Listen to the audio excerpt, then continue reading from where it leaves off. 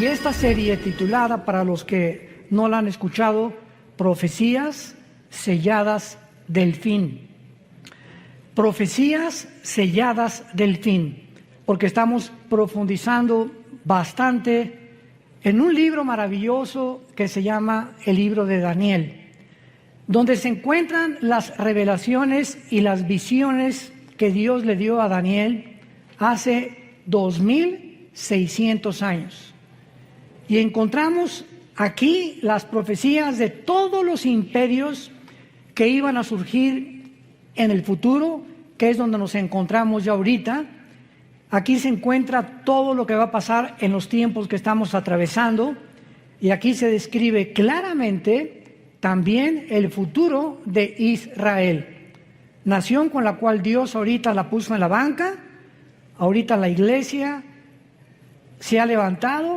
Dice Romanos 11, hemos sido injertados en el olivo natural que es Israel. Nosotros somos el olivo silvestre, y ahorita ya no hay judíos, ya no hay palestinos, ya no hay musulmanes, ya no hay mexicanos, ya no hay españoles. Ahora todos aquellos que abracen la cruz y acepten a Jesucristo como su Salvador son y forman parte de la familia de Dios. Entonces, de verdad, somos una familia internacional. Y las personas que se reúnen en los edificios, que muchos le llaman el templo de Dios de una forma equivocada. Vamos al templo de Dios el domingo, por el amor de Dios, lee la Biblia. Dios ya no habita en templos humanos. Ya los edificios no son la iglesia somos nosotros. Donde 2 o 3 nos reunamos, ahí está la iglesia de Jesucristo. En esta serie he tratado de demostrar en estas pasadas 2 conferencias de que todas las profecías del Antiguo Testamento, principalmente en Daniel, repito, porque en Daniel encontramos continuamente al ángel diciéndole a Daniel, Daniel, esta visión es para el tiempo del fin, esta profecía es para los últimos tiempos. Y cuando oímos que diga los últimos tiempos o los tiempos del fin, no se refiere a los últimos tiempos de nosotros. Esto es muy importante. Una cosa son los últimos tiempos de Israel y otra cosa son los últimos tiempos de la iglesia. Cuando encontramos en el Antiguo Testamento, en los postreros días, en los tiempos finales, en los últimos tiempos, séllalo hasta el tiempo del fin, se refiere al tiempo de la gran tribulación. Porque hasta la gran tribulación, cuando termine Dios de tratar, purgar, emblanquecer, purificar a los israelitas, es cuando entonces nosotros ya nos fuimos 7 años en el arrebatamiento. Jesús ya en cualquier momento viene por nosotros, antes de que este mundo que se encuentra en el abismo, el mundo actual se encuentra en el abismo, en la orillita. Hemos llegado al final a la total depravación, degeneración, confusión a la que el ser humano hubiera podido llegar después de que en el siglo XX y la tecnología y llegamos.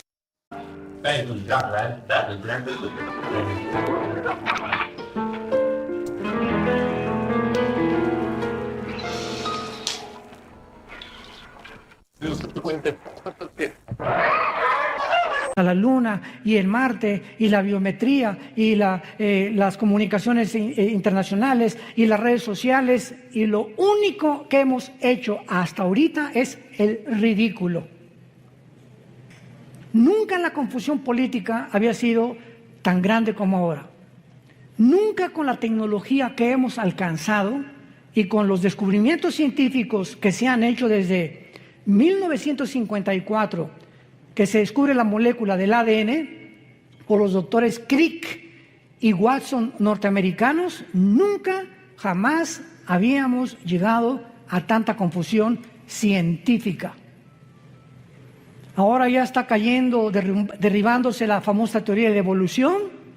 Ya lo que descubrieron en Israel hace 1 o 2 semanas hizo polvo la evolución, el descubrimiento de la...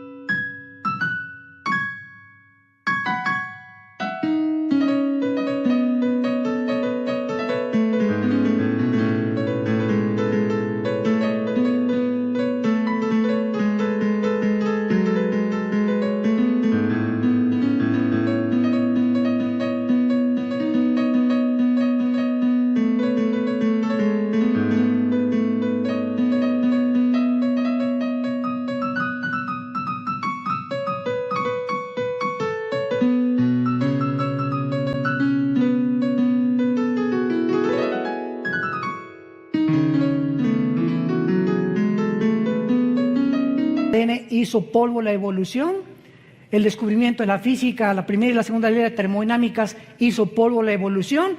Una mentira que nos enseñaron durante más de un siglo y que se seguía y se sigue todavía enseñando en muchas universidades, que venimos de Chita, que somos el producto accidental de una evolución y que venimos de los animales, cuando la ciencia, la física, la biología, etcétera, etcétera, contradicen científicamente. Vamos a hacer a un lado la Biblia.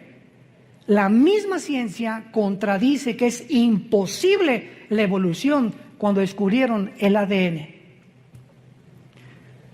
Sin embargo, esto nos enseña que cuando una mentira se repite 100 años, se acaba aceptando como una verdad. Dice el profeta Isaías, detuvieron la verdad. Y como el ser humano carece de iluminación para saber cuál es la verdad, el mundo tenía forzosamente que llegar al punto en donde nos encontramos. Nos encontramos en el abismo, donde las cosas no van a mejorar, las cosas van a ir de mal en peor. En el libro de Daniel, capítulo 12, encontramos la introducción que dice: en aquel tiempo se levantará Miguel. Daniel 12, versículo 1, el gran príncipe que está de parte de los hijos de tu pueblo. Será tiempo de angustia, cual nunca fue desde que hubo gente hasta entonces. Pero en aquel tiempo, ese es aquel tiempo que se repite otra vez en el versículo 1. ¿Ya lo vieron? Comienza diciendo: en aquel tiempo se va a levantar Miguel, el comandante en jefe de los ángeles de Dios, y habrá un tiempo de angustia, y en aquel tiempo será libertado tu pueblo. ¿De qué tiempo está hablando el ángel al profeta Daniel? Del tiempo de la gran tribulación. Y lo dice claramente: será un tiempo que jamás lo hubo cuando hubo gente hasta entonces. Y estas mismas palabras Jesús las repite en Mateo 24, 21. Porque habrá gran tribulación como nunca el ser humano la ha visto jamás. Ni en el Holocausto judío, ni en la Primera Guerra Mundial, ni en la Revolución Bolchevique, ni en la Segunda Guerra Mundial, ni en la Guerra de Vietnam, ni en la Guerra de Corea, ni en los tsunamis que ha habido, ni terremotos. Lo que va a pasar sobre el mundo es algo inusitado que jamás en la historia se había visto. ¿Por qué? Bueno, cuando ya vamos al libro de Apocalipsis, vemos la respuesta. El abismo, que es donde se encuentran los demonios, que está en el centro de la tierra, el abismo, se va a abrir. Y van a salir del abismo millones de espíritus demoníacos para atormentar a los seres humanos mental y físicamente en los tiempos del anticristo.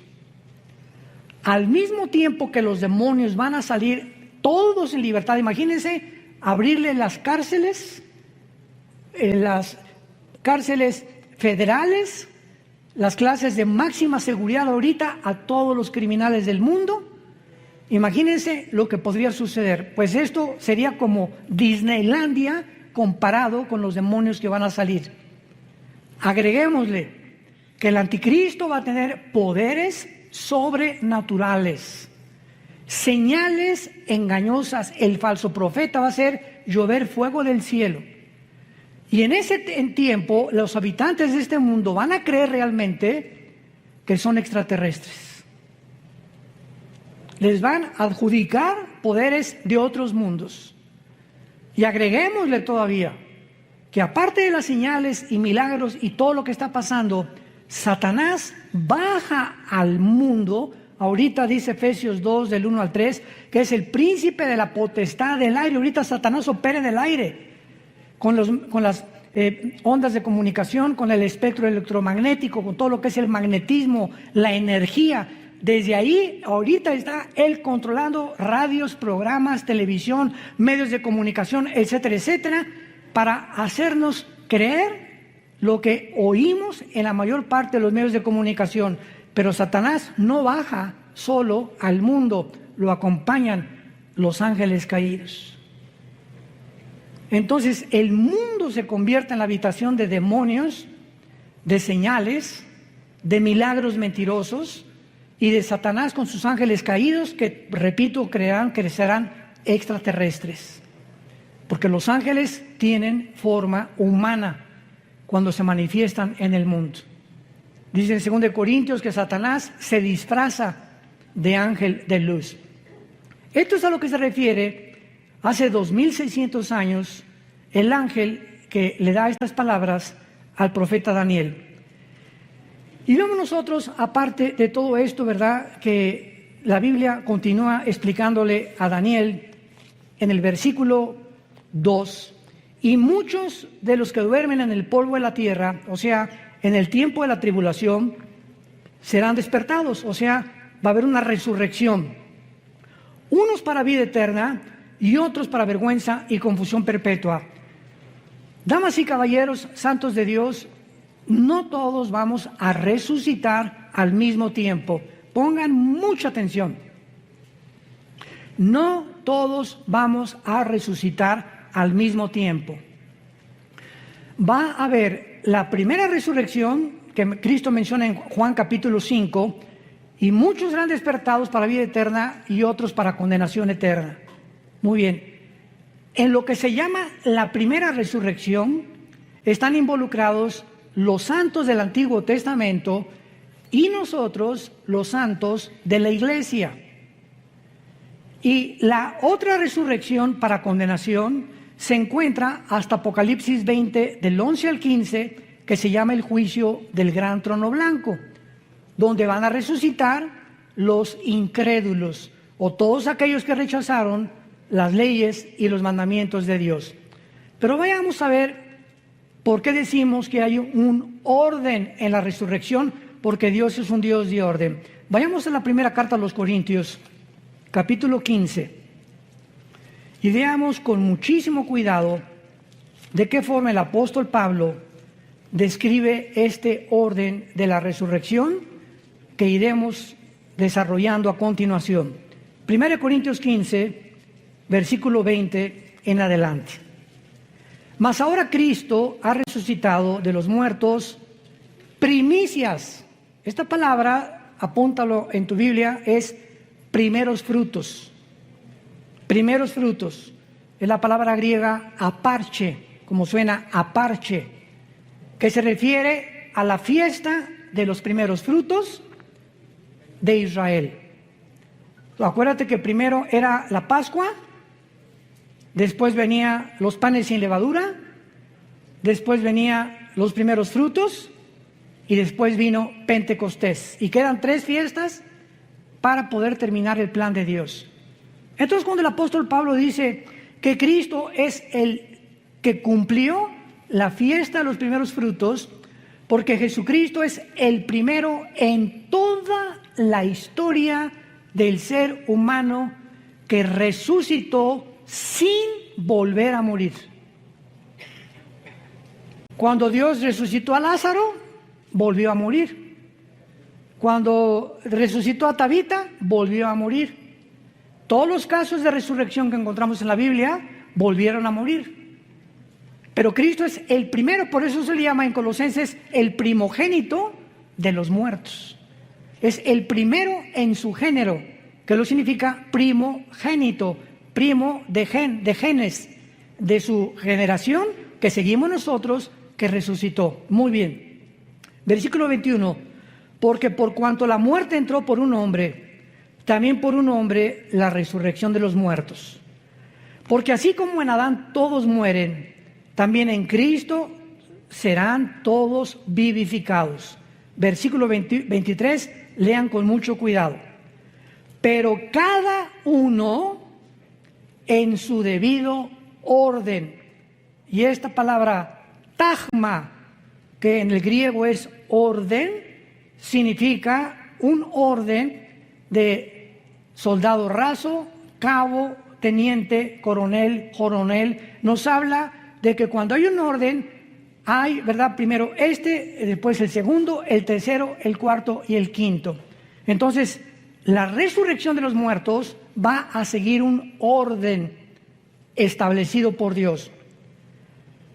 Cada uno en su debido orden. Cristo en las primicias fue el primero. ¿Ya lo vieron? Luego, ¿quiénes siguen? Los que son de Cristo. Los santos del Antiguo Testamento no están incluidos en nuestra resurrección. Los que somos de Cristo somos los que fuimos bautizados con el Espíritu Santo en el momento de nuestra conversión. En el momento que recibes a Cristo, eres regenerado, eres nacido de nuevo, eres colocado en el cuerpo de Cristo. 1 Corintios 12:13, a todos se nos dio a vivir, a experimentar el mismo Espíritu y el mismo bautismo, y en ese momento la iglesia es un cuerpo y la cabeza es Jesucristo. Y en la iglesia unos son una oreja, otros son mano, 1 Corintios 12, otros son las piernas, otros son los dedos, etcétera, etcétera. La iglesia tiene una manifestación de dones y de talentos de acuerdo a la soberanía de Dios. Y en la iglesia hay apóstoles, ¿verdad? Hubo profetas, pastores, maestros, etcétera, etcétera. Hay diferentes ministerios que reparte Dios, diferentes dones, etcétera, etcétera. Pero todos los que desde Pentecostés hasta nuestros días, cuando venga el rapto, vamos a resucitar. Te repito, de Pentecostés hasta nuestros días, cuando venga el rapto, la iglesia es la primera en resucitar. Vamos también, antes de regresar a Corintios, a ver en Primera de Tesalonicenses esta verdad. Capítulo 4. Primera de Tesalonicenses, capítulo 4.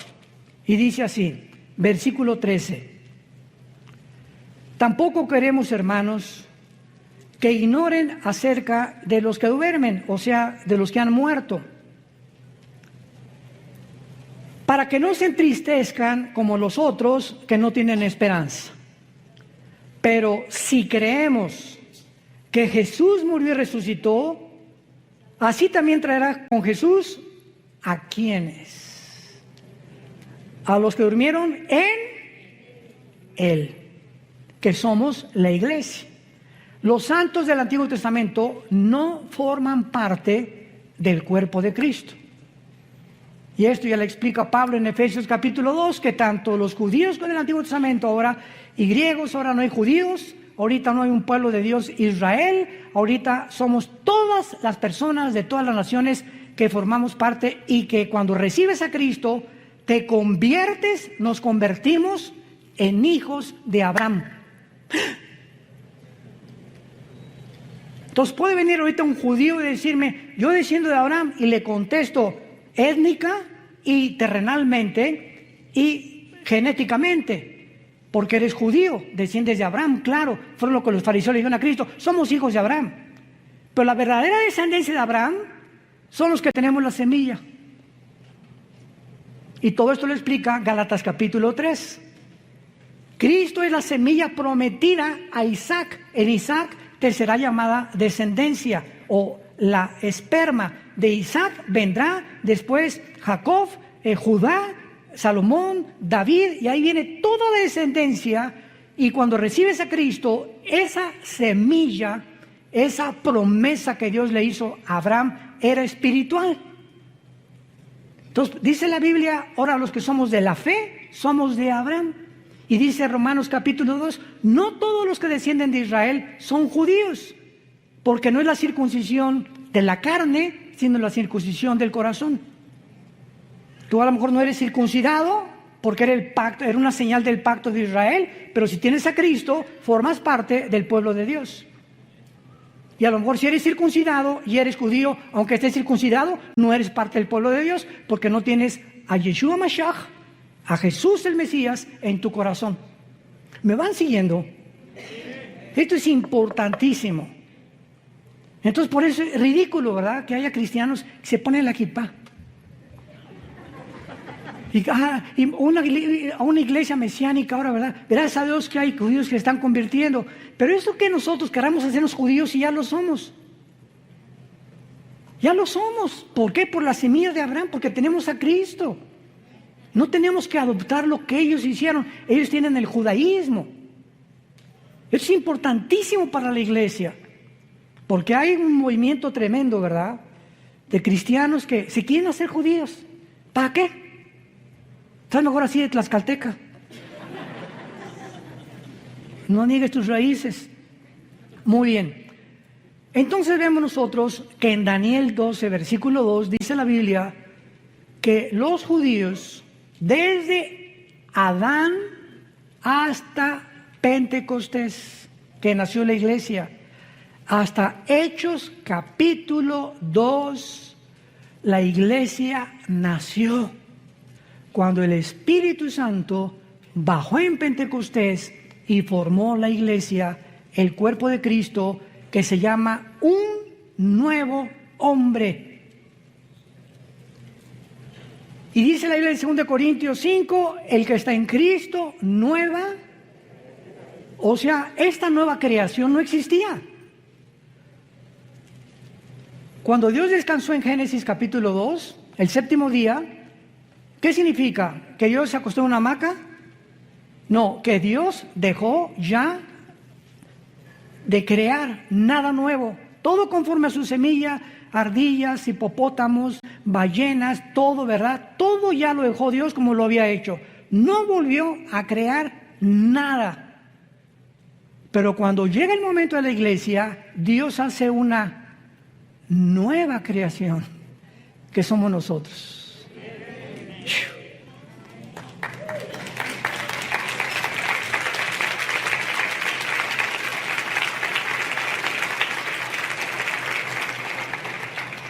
¿Y este hermano por qué no guarda el sábado? ¿De qué estás hablando?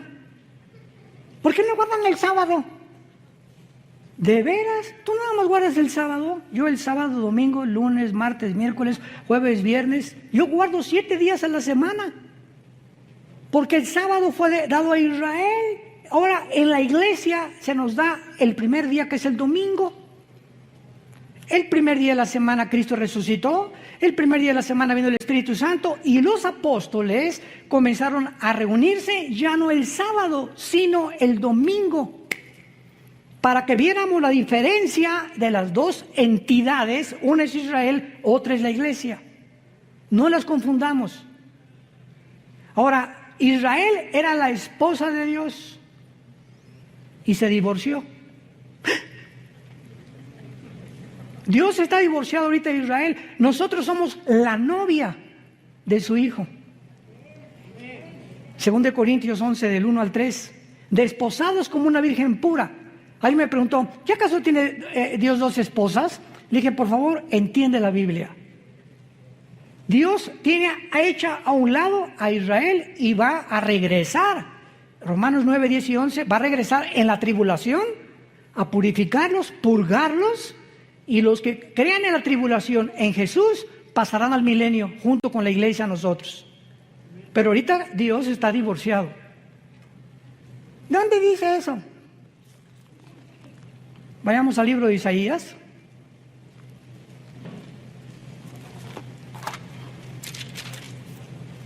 Capítulo 50. Isaías 51. Así dijo Jehová: ¿qué es de la carta de divorcio? La palabra que se escribió es repudio en el hebreo, y en el griego es shorin, que significa separación o divorcio.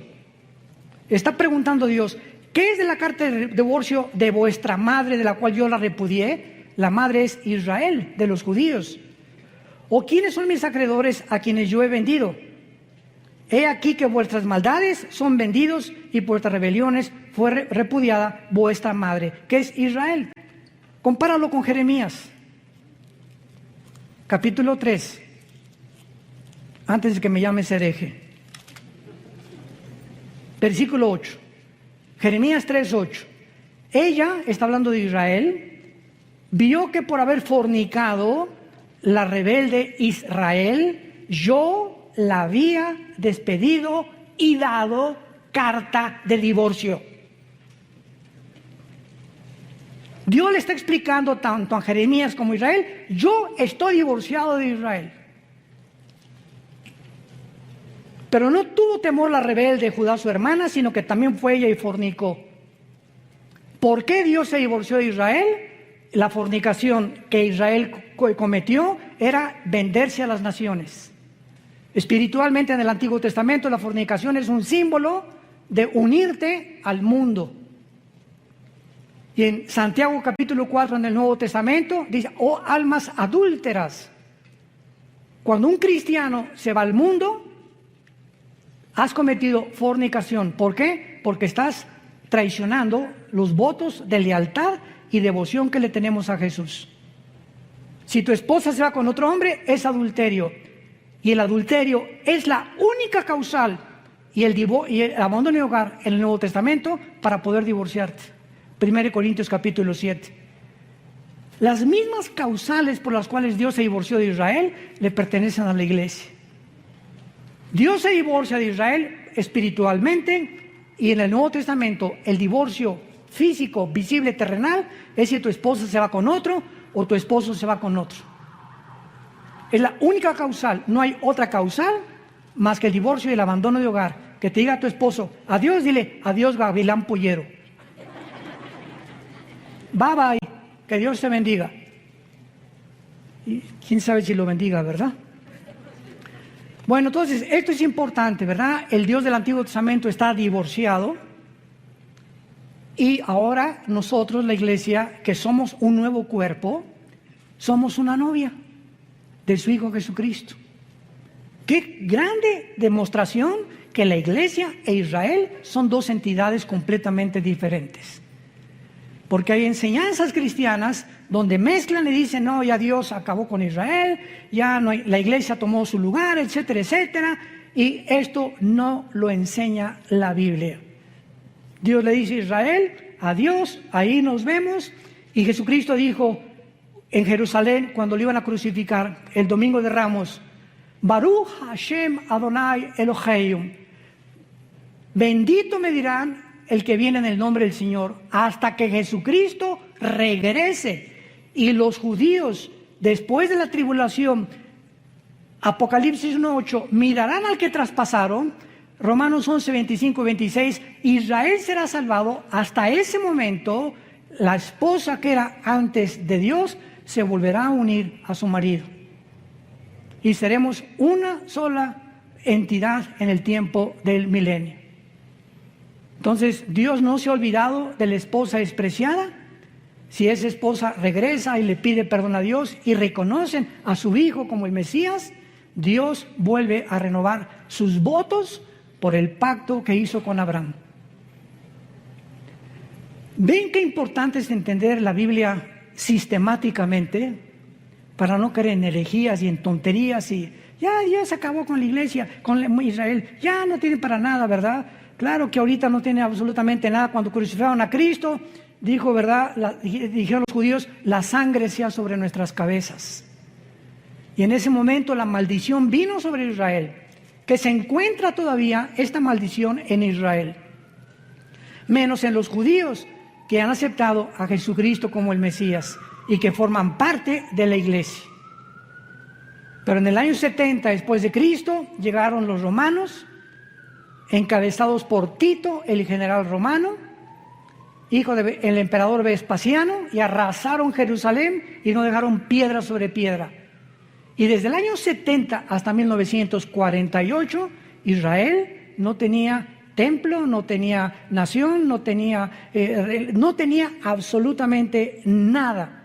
Regresaron en el 48 para despertar, para resucitar nacionalmente, porque la Biblia habla de dos regresos de Israel. Ya regresaron nacionalmente, regresarán espiritualmente en la gran tribulación. Entonces no es hasta que se conviertan, Ezequiel 37, la visión de los huesos secos, ¿se acuerdan? Que Ezequiel le dio es una visión de los huesos que es Israel, y lo dice, los huesos son mi casa. Y ahorita se están juntando los tendones con los huesos hasta que se forme el cuerpo que es Israel, cuando Jesucristo regrese junto con nosotros para reinar con ellos en el milenio. Regresamos a 1 Corintios. Entonces vemos que la primera resurrección le pertenece a la iglesia, a los que somos del cuerpo de Jesucristo. Y después dice claramente, en este orden, el apóstol Pablo, los que son de Cristo en su venida, luego el fin cuando entregue el reino de Dios y Padre. Muy bien. La resurrección, viene Cristo mañana, supongamos, o la semana que entra, desaparecemos millones de personas. Yo pienso sinceramente que somos la generación que no va a gustar la muerte, que somos la generación que no vamos a saber lo que es morir. De repente las noticias se congestionarán, los medios de comunicación, aviones que van a caer porque el piloto desaparecieron, accidentes de tránsito, todos los niños menores de edad desaparecerán del planeta, siendo ya de padres incrédulos o no padres incrédulos, los niños son de Dios. Dejen que los niños se acerquen a mí. No dijo Jesús, nada más los cristianos, o nada más los judíos, no, que se acerquen todos los niños, son míos los niños, pertenecen de una forma misteriosa y espiritual a Jesucristo. Y entonces van a pasar 7 años de tribulación, y cuando termine la tribulación resucitan todos los santos desde Adán hasta la cruz. Y después en el milenio va a haber otra resurrección, porque cuando Cristo venga, hagan de cuenta que entramos ya al milenio, resucitados nosotros con cuerpos resucitados, bajamos del cielo con Cristo con cuerpos glorificados ya, pero cuando venga Cristo, dice Zacarías capítulo 13, versículo 8, que una tercera parte va a sobrevivir la tercera guerra mundial. Una tercera parte sobrevivirá la guerra del Armagedón. Y esta tercera parte que sobreviva, va a haber, Mateo 25, un juicio de los cabritos y de las ovejas. Y Dios va a juzgar a los cabritos y a las ovejas. Las ovejas son las que siguieron a Jesús en la tribulación, los cabritos, los que le rechazaron, serán condenados, y los sobrevivientes cristianos de la tribulación van a pasar al milenio. Los que se convirtieron en la tribulación y se salvaron de la muerte del anticristo. Pero esas personas que entran al milenio tienen que morir, ¿verdad? Porque se ha establecido Romanos 9 que los hombres muramos una sola vez y después el juicio. Entonces, ¿cómo van a entrar a la eternidad estas personas que pasaron de la tribulación vivos al milenio si no han resucitado? Entonces, la mayor parte de estos que van a entrar se van a rebelar contra Cristo, Apocalipsis 20, del 10 en adelante, y Satanás será sacado del abismo y encabezarán la última guerra, Gog y Magog, que es diferente de la Ezequiel 38 y 39, para pelear contra Cristo, y los que se hayan convertido en milenio resucitarán para entrar a la nueva Jerusalén.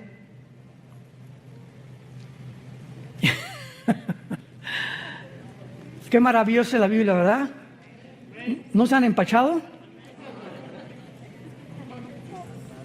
Le pido a Dios que me dé sabiduría y paciencia. A veces hablo muy rápido, pero quiero irme así lo más despacio posible para alumbrar sus ojos a través de la Biblia. Y que ustedes puedan ver la luz así. Yo sé que a muchos les está entrando ahorita la luz.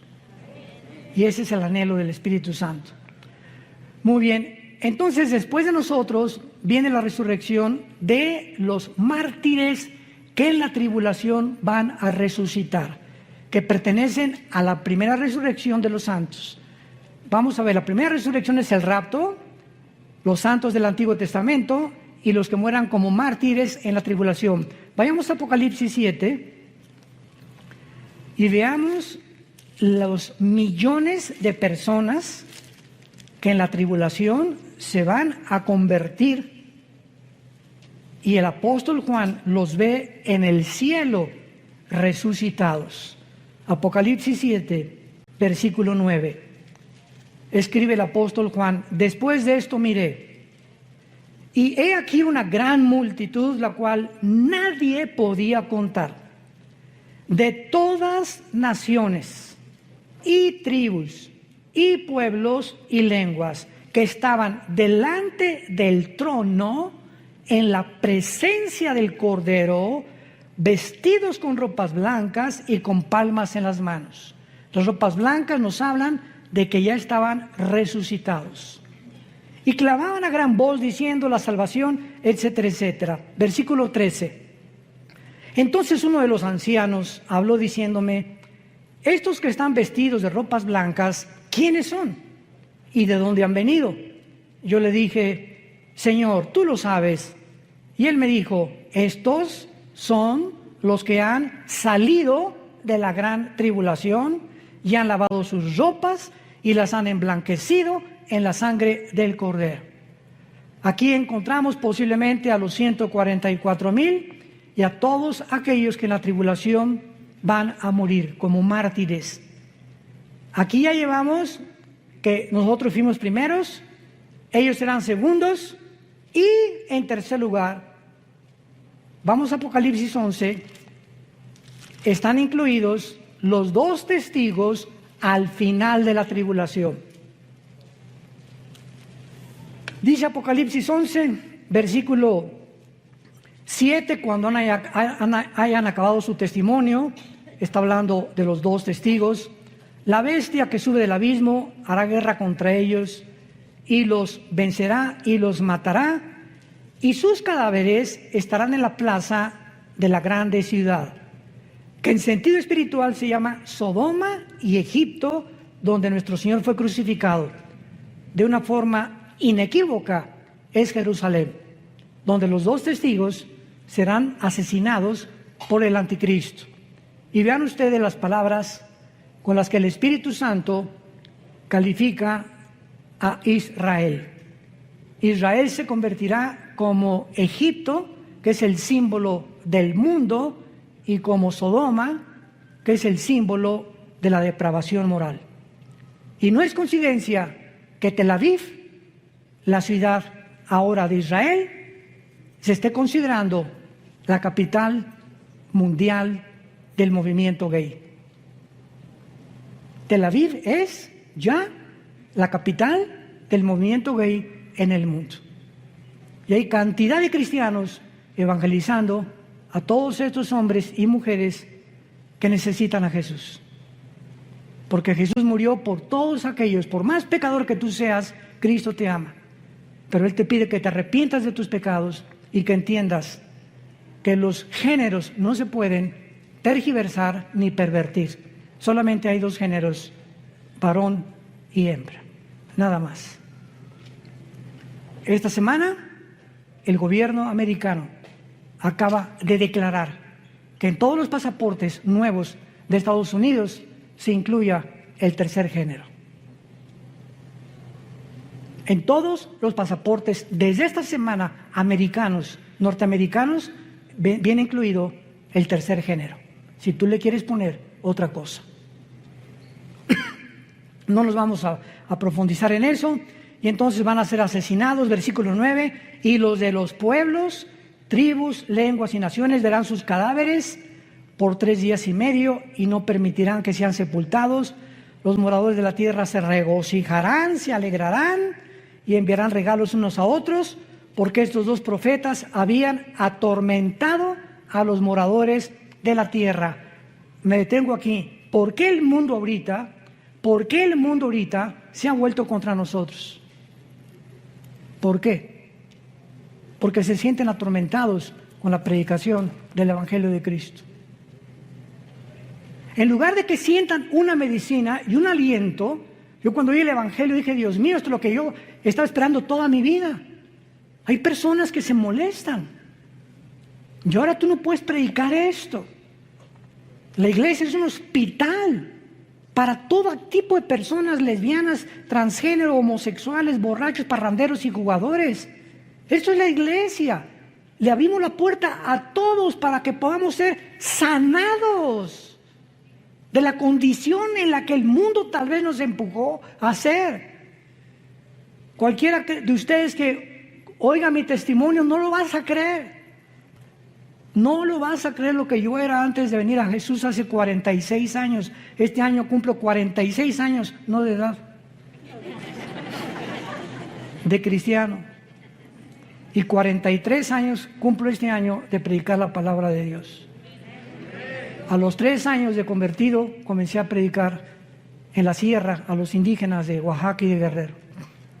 Estuve 3 años en la sierra, durmiendo en pisos de adobe, tapándome con periódicos. Mi cojín era un ladrillo envuelto en periódicos, así que si realmente alguien ha vivido la pobreza, he sido yo. Pero antes de eso, tú no te imaginas lo que yo era, ni quiero... Creo que en internet está algo de mi testimonio. Pero Juan Charrasqueado se quedaba chiquito.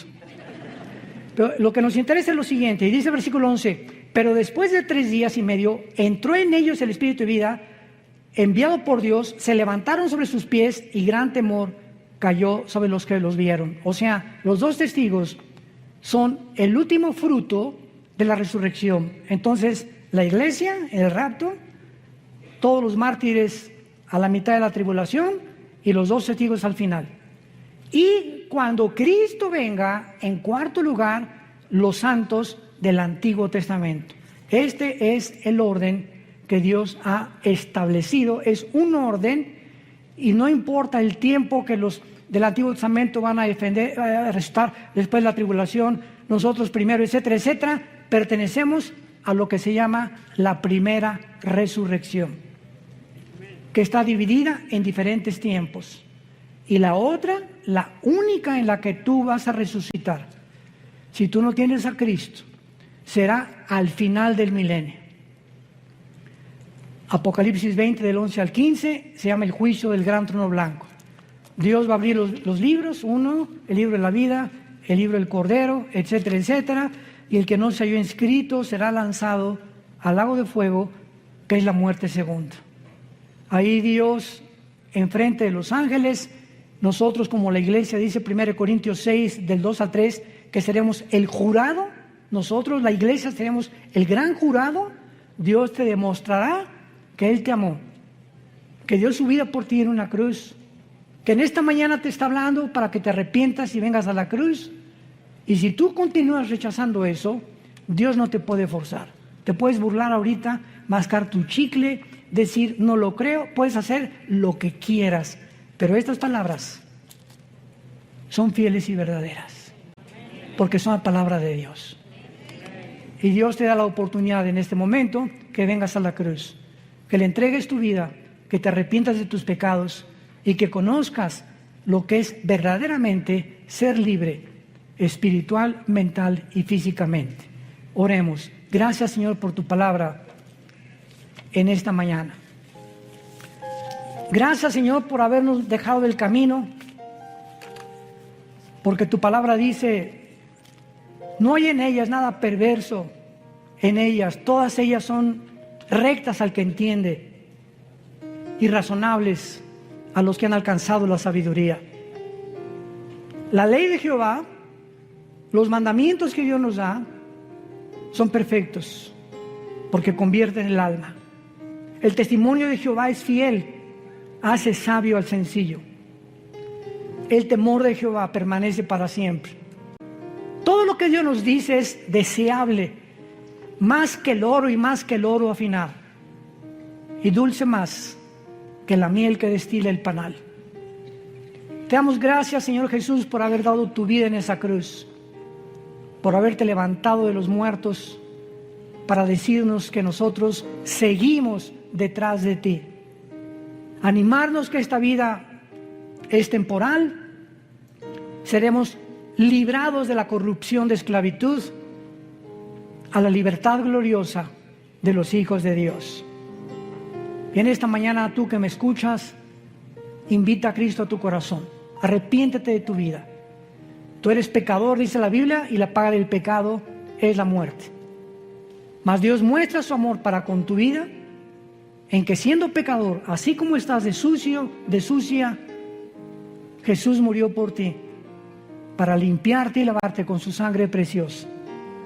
y decirte que nunca te va a volver a dejar ni abandonar, y el día que tú mueras, morirás en paz, porque morirás con la seguridad que en esta mañana el Espíritu Santo te dará tu corazón. Si alguien quiere en esta mañana invitar a Cristo, ustedes que nos ven por la televisión, dile estas palabras: Señor, te pido perdón por mis pecados. Creo que en esa cruz pagaste con tu sangre por ellos. Y creo que a los 3 días tu Padre te levantó de los muertos. Y como creo que vives, te pido en este instante que entres a mi corazón como mi Señor y mi Salvador. Señor Jesús, gracias por tan grande amor y por darme la vida eterna y la absoluta seguridad y certeza que cuando yo muera, moriré en paz, porque sé que me estarás esperando para gozarme la otra vida, que mi fe no fue en balde y que tus promesas fueron fieles y verdaderas. En el nombre de Jesús. Amén.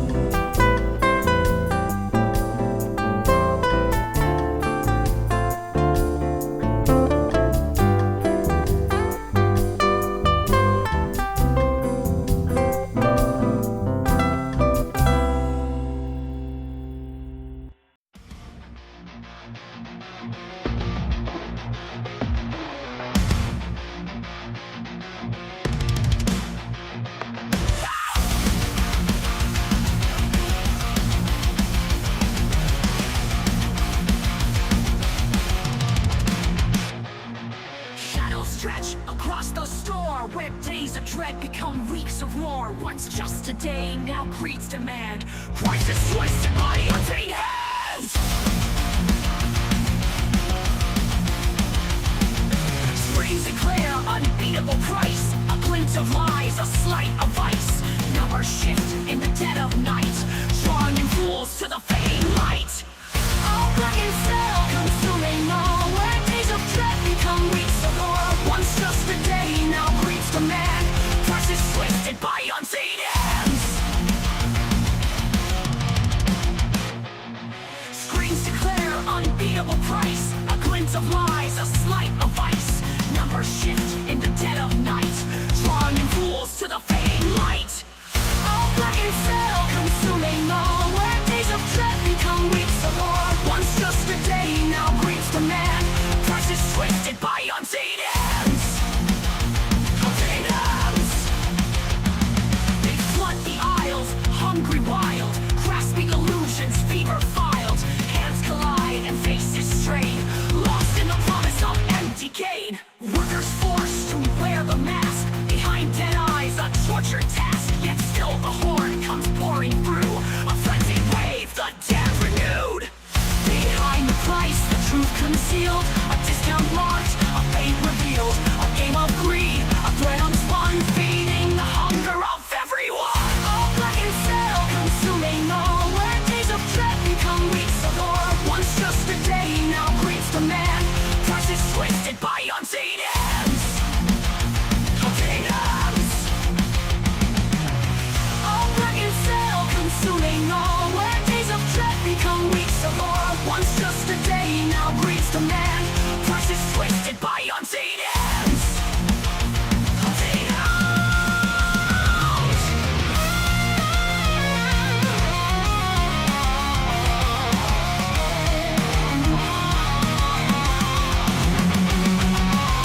One step back, pulse from the fray, watching the masses drift away.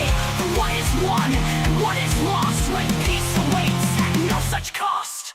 Oh, blackened sail, consuming all. Where hollow deals and spirits fall. The siren call, the crowded floor. Lost souls instead forevermore.